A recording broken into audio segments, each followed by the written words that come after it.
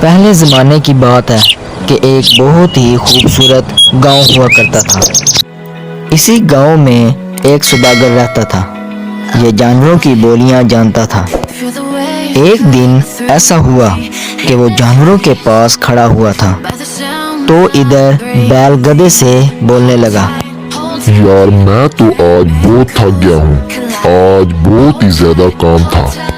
ادھر گدھا بیل سے بولنے لگا، یار میں تمہیں ایک ترکیب بتاتا ہوں، جب کل سوداگر تمہیں کام پر لے جانے لگے تو تم بیمار پڑ جانا، اس طرح تم کام سے بچ جاؤ گے اور پھر بعد میں خوب آرام کرنا۔ اور دوسری طرف یہ ساری باتیں گدھے اور بیل کی سوداگر سن رہا تھا۔ اگلے دن جب سوداگر کا نوکر بیل کو کام پر لے جانے کے لیے لینے آیا تو اس نے دیکھا کہ بیل تو بیمار ہے، تو یہ پھر سوداگر کے پاس گیا اور اس سے کہنے لگا، بیل تو آج بیمار ہے تو پھر میں کس کو لے جاؤں؟ سوداگر اس سے کہنے لگا، آج تم بیل کی جگہ پر گدھے کو لے جاؤ۔ سوداگر کے نوکر نے بالکل ایسا ہی کیا جیسا اس کے مالک نے اسے کہا تھا۔ اس نے پورا دن گدھے سے کھیتی باڑی کروائی۔ جب گدھا واپس آیا تو یہ بہت زیادہ تھکا ہوا تھا، مگر یہ بات اس نے بیل کو نہ بتائی، بلکہ یہ بیل سے کہنے لگا، میرے دوست، میرا تو آج کا دن بہت ہی زیادہ اچھا گزرا ہے۔ اور گدھا اس سے کہنے لگا، میرے دوست، کل تم ٹھیک ہو جانا، اگر تم کل ٹھیک نہ ہوئے تو سوداگر تمہیں ذبح کر دے گا۔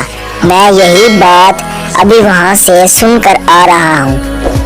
سوداگر نے اس بیل اور گدھے کی ساری باتیں سن لی اور گھر آ کر ہنسنے لگا۔ جب اس کی بیوی نے اسے ہنستا ہوا دیکھا تو اس نے اس سے اس کی وجہ پوچھی۔ سوداگر نے اسے کوئی بات نہ بتائی۔ سوداگر اصل بات اس سے چھپا رہا تھا، کیونکہ اگر وہ بتاتا تو اس کا علم جاتا تھا۔ اور ادھر اس کی بیوی ناراض ہو گئی اور اسے کھانا بھی نہ پکا کر دیا۔ سب بھوکے تھے۔ جب سوداگر گھر سے باہر کھڑا ہوا تھا تو اس نے ایک مرغے کی بات سنی۔ یہ مرغا کہنے لگا، یار سوداگر کے پاس ایک بیوی ہے، یہ سیدھی نہیں ہوتی۔ میرے پاس 60 مرغیاں ہیں، کوئی ہل کر تو دکھائے، مار مار کر ٹانگیں نہ توڑ دوں۔ جب سوداگر نے یہ بات سنی تو یہ جوش میں آ گیا اور اس نے ڈنڈا اٹھا لیا اور بیوی کو مارنے کے لیے گھر کی طرف بڑھا۔ جب اس کو پتہ چلتا ہے کہ اس کا میاں ڈنڈا لے کر آ رہا ہے اس کو مارنے کے لیے، تو یہ اس کے لیے کھانا بنانا شروع کر دیتی ہے اور اپنے میاں سوداگر سے معافی مانگ لیتی ہے، اور اس کے بعد یہ دوبارہ خوشی خوشی رہنے لگتی۔ اگر آپ لوگوں کو میری ویڈیو اچھی لگے تو سبسکرائب اور لائک کرنا مت بھولیے گا۔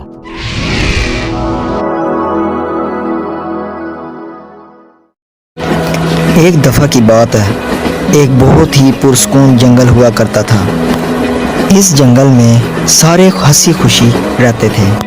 اس جنگل کے اندر 2 دوست رہتے تھے، ایک کا نام کچھوا اور دوسرے کا نام خرگوش تھا۔ ان دونوں کی دوستی پورے جنگل میں مشہور تھی۔ یہ دونوں بہت ہی زیادہ پکے دوست تھے۔ خرگوش کئی بار کچھوے کو کہا کرتا تھا کہ یہ بہت ہی زیادہ سست ہے۔ ایک دن جنگل کے اندر خرگوش کچھوے سے کہنے لگا، ارے بھائی، تم تو بہت ہی زیادہ سست ہو۔ یہ بات کچھوا سن کر تنگ آ چکا تھا۔ کچھوے نے خرگوش کو جواب دیا، ارے بھائی، اگر تمہیں اتنا ہی اپنی سپیڈ پر ناز ہے تو تم مجھ سے ریس لگا لو۔ تو خرگوش نے فوراً جواب دیا، ہاں کیوں نہیں، تم لگا لو مجھ سے ریس، دیکھ لیتے ہیں کون تیز ہے اور کون سست۔ پورے جنگل میں یہ بات پھیل گئی کہ کل خرگوش اور کچھوے کی ریس ہے۔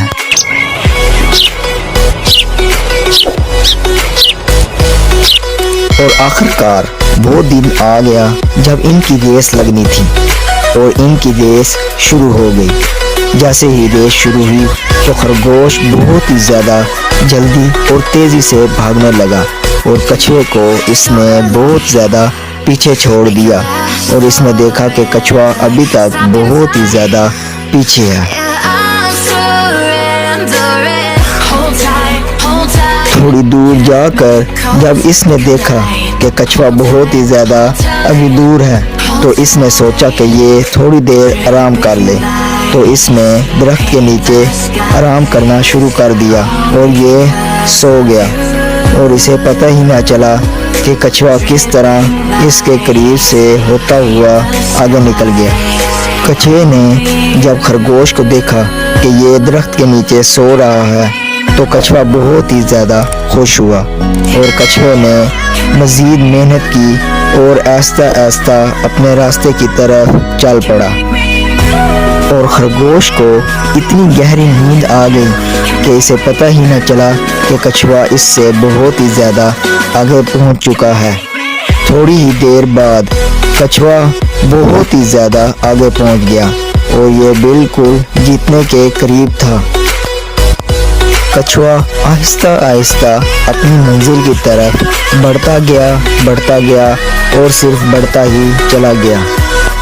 جب خرگوش اپنی گہری نیند سے اٹھا تو اسے پتہ چلا کہ کچھوا اس سے بہت ہی زیادہ آگے چلا گیا ہے، تو اس نے دوڑنا شروع کر دیا اور اس نے بہت ہی تیزی سے دوڑنا شروع کر دیا، لیکن کچھوا اب اپنی منزل کے بالکل قریب تھا اور خرگوش اپنی منزل سے بہت ہی زیادہ دور تھا اور کچھوے نے آخرکار یہ ریس جیت لی اور خرگوش بہت ہی زیادہ پیچھے رہ گیا اور خرگوش یہ ریس ہار گیا۔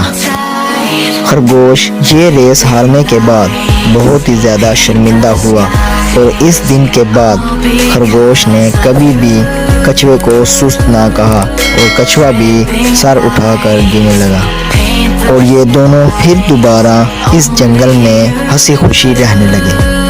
اس سے ہمیں یہ سبق ملتا ہے کہ ہمیں کبھی بھی غرور نہیں کرنا چاہیے، کیونکہ غرور کا سر ہمیشہ نیچا ہوتا ہے۔ اگر آپ لوگوں کو میری ویڈیو اچھی لگے تو سبسکرائب اور لائک کرنا مت بھولیے گا۔